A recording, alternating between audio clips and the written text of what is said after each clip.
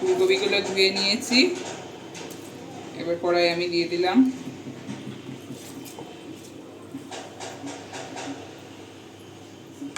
আর এই বাটা মশলাটা পোস্ত, সর্ষে আর কাঁচা লঙ্কা, একটাই কাঁচা লঙ্কা দিয়েছি, নাহলে বেশি ঝাল হয়ে যাবে।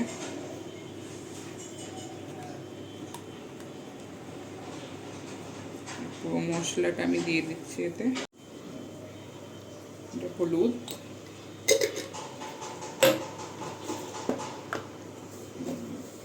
লবণ,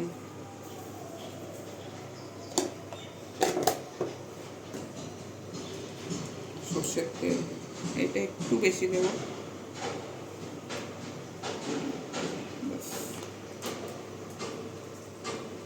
আর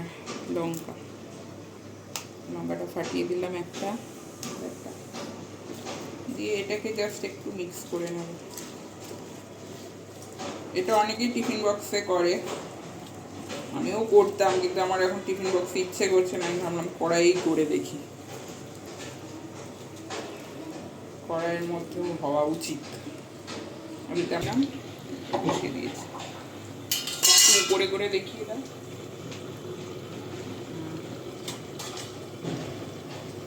এটা আমি ঢাকনা দিয়ে দিলাম, দেখি কি হলো, কাছে নিয়ে আয়। হ্যাঁ, ভালোই হয়েছে, একটু স্লো করে দিই এবার। ঠিকঠাকই হয়েছে বল? ফার্স্ট টাইম হয়েছে। আমার মনে হচ্ছিল আর একটু মশলা দিতে হবে, তবে যা দিয়েছি ঠিকই আছে। আর ফার্স্ট টাইম নিজেকে শিখালাম ইউটিউব থেকে, আর ইউটিউবেই আবার এই ভিডিওটাও দেব, করছি নিজে, সেই জন্যই দিচ্ছি। ঠিক আছে, ভালো হয়েছে না বল? হ্যাঁ,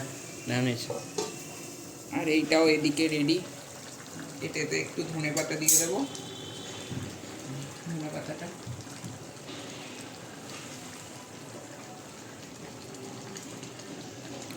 শীতের সবজির ফুলকপি, আলু আর মটরশুঁটি, টমেটো দিয়েছিলাম, এটাও রেডি।